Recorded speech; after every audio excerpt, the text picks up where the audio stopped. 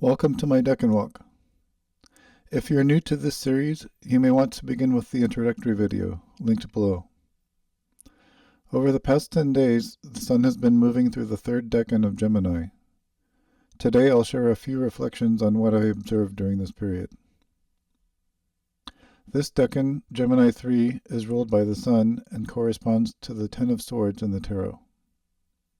Traditionally, two themes appear again and again, and they're really two expressions of the same idea.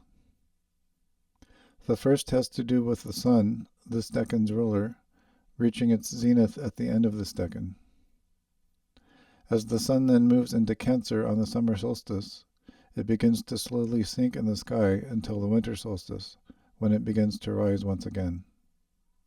In this way, this decan can represent a culmination, or closure, or even death.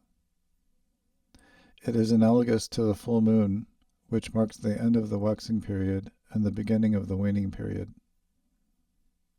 The other idea has to do with the culmination of Gemini itself. As Austin Coppock writes in 36 Faces, this decan brings the myth of the twins to an end by terminating one of them. This is what we see in the Ten of Swords card. One of the twins has been sacrificed. He is lying on the ground with 10 swords in his back, but his hand gesture suggests that all is as it should be. Choices must be made. Decisions must be made. Sacrifices must be made.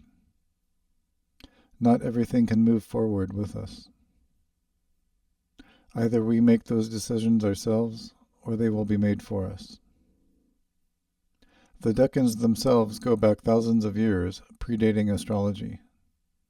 They were originally used for timekeeping at night by the ancient Egyptians.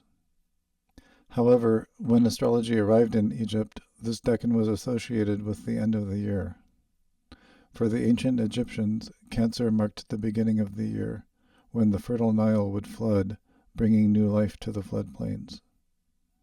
In this way, it is as if the Sun is sacrificing itself as we move into Cancer, a sign ruled by the Moon, signaling new beginnings and fertility.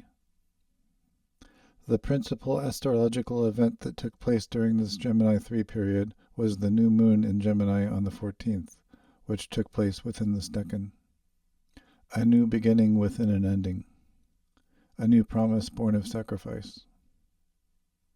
Following on from my experiences of Gemini I, infinite possibility, and Gemini II, from possibility to priority, I see an arc which leads from anything is possible to tough choices must be made. Just because something is possible, it doesn't mean we should or can pursue it. Life gives us choices to make. Sometimes these choices are easy, sometimes they're difficult, and sometimes they're made for us. That's my reflection on Gemini III. As the Sun now moves into Cancer 1, I'll be observing a new phase. I'd be curious to hear what you noticed during this period.